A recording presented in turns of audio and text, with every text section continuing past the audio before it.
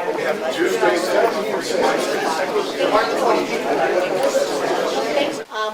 morning. Good morning. This is the second part of the Latino Leadership Alliance convention that we have set out to do this month. The first one was about a month ago, and to this one we have two parts that will follow. The third would be in Jersey City, at the Jersey City University, and the last one on the 28th is going to be in Atlantic City at a City Council Chambers. It will be hosted by Mayor Guardian. It is our honor, and we humbly ask you to give us your thoughts on our direction, on what our agenda should be, and our focus for the next 2 years. My name is Christian Barranco. I was born and raised in Paterson, New Jersey, right next door. I live in Hampton Lakes, New Jersey. We have many community activists as Latin Americans. But we don't have that many, and I'm going to call them electoral activists, or people that facilitate the process of getting candidates elected. African American communities are brilliantly gifted at finding candidates, endorsing candidates, supporting candidates, and getting candidates into the chair. As Latin Americans, we don't do that. We do a lot of community activism. We speak out on issues that are dear to us, but we need to take that information and that energy and that drive and get people into government. We don't do that. I am obviously willing to join the alliance, help the alliance in that effort. This is about people. So many times we get caught up in party, and we should really political parties are really necessary evils. This is about people. What this alliance does is, first of all, like I said, incredibly robust, more robust than I ever thought it could be or would be. I'm very proud of what you do and how you attack the issue of our representation as Latin Americans. But we need to finish the job. We need to come full circle. We don't come full circle. We do a lot of work and then we stop. And we have no representation. We need people at the table.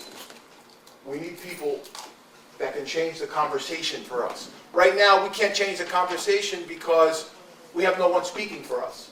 Or we have 2 in the Senate and 3 in the Assembly. There's 120 people in that chamber. That's got to stop. And the only way it's going to stop is if we come full circle. And, we also spoke briefly about the limitations that we have, the cultural limitations that we have as Hispanics, where politics is practiced very differently where we're from. Politics is very different where we're from. We need to understand the way they do it here and practice what they do here so that we can affect change here. The place where I live, which is northern New Jersey, knows very little about what the Latino Leadership Alliance stands for. And I am very passionate about where I'm from. So, President Montilla and the members of the Latino Leadership Alliance, anything you need from me, ask, and I will serve you. And I thank you for the opportunity to speak here today. Que Dios bendiga a los Estados Unidos.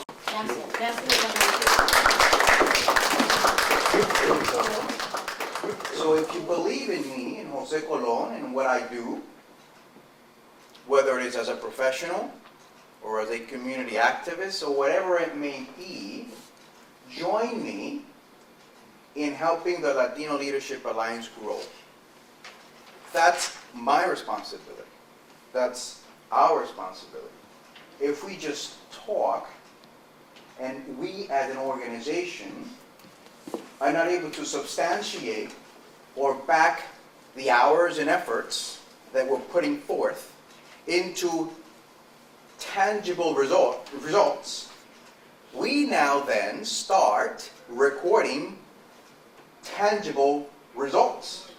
If we do not have tangible results, we will be, and they're my friends, the statewide Hispanic Chamber of Commerce, and we have the Trenton Chamber of Commerce, and we have all of these organizations that we are all part of. But unless we start really recording those tangible results, we will be just like any other organization. That's my thought. And definitely I encourage everyone to continue to invite others. And just like my colleague here stated, I'm here to assist in every way, shape, or form. Thank you so much, and your help. My name is Nellie Selly. I'm from Patterson.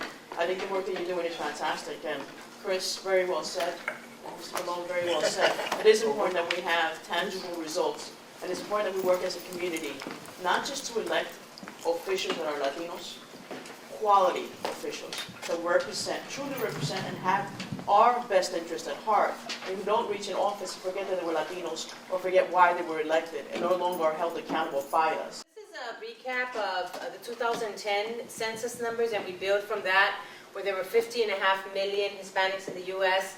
So the New Jersey Hispanics, where do they come from? So in 2010, there were 1.5 million Hispanics. The largest group is Puerto Ricans, followed by the Mexicans, and then Dominicans. And then this is, of course, we have other groups, but these are the largest groups that form that almost 18% from 2010. The increase of the Hispanic population from 2000 to 2010 was almost 40%, when in the state only 4.5%. The state only had 4.5% growth, but the Hispanics was almost 40%, 39.2 was the increase from 2000 to 2010. So from the Hispanics over 18, we need to know how many have U.S. citizenship. So that's considered the native. They were born in the U.S., or like Puerto Ricans that could have been born in Puerto Rico, but they have U.S. citizenship. Okay, then we have the foreign-born population, but from that foreign-born population, some of them have become U.S. citizens.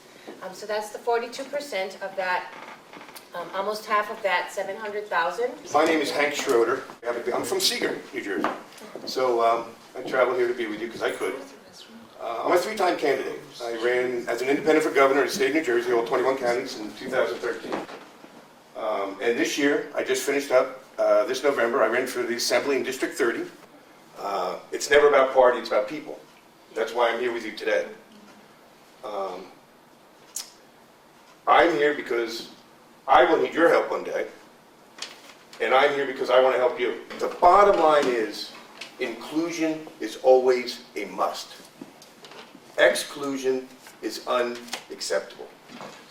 I am here to support you. I want to do, in the future, today, any way I can ever help you, you let me know, because I'm not going away. I'm going to run for the Assembly again at 17.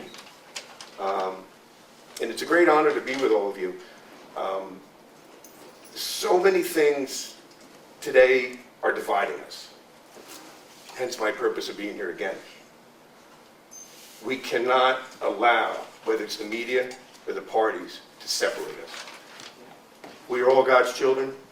We all have our families. We all need to work together. And your strength is, and my strength is, all of us working together. We need to find out who's getting more service and why, in other words. Who's getting the more representation? Of course, I live that day by day. When you go to the government agency and you see somebody that don't look like you, don't speak like you, don't treat you like you're supposed to be treated. You know who are. How are we going to go towards that? I think, my idea, that's what I think, humbly, that we should unite ourselves, open chapters everywhere in our town, and try to get the leaders that have that heat inside to fight what is right and fight for the right cause. And I'll be available for that. As a community leader of Patterson, New Jersey, I strongly ask our Latino Leadership Alliance to do a little research of all Latinos organizations, and do like a seminar, and also find out what are we doing, what is the problem that we facing, because I'm sorry, Sometime. so just so I can get you, you mean technical assistance and seminar to organizations Yes. as to their function, okay? Yes, because sometimes we have a very good heart to work for the community, but sometimes the little bit of a lack of our knowledge is there. And in my opinion, if we run in any organization, we have to do it with a purpose of help our community and so on. Perfect, that's perfect.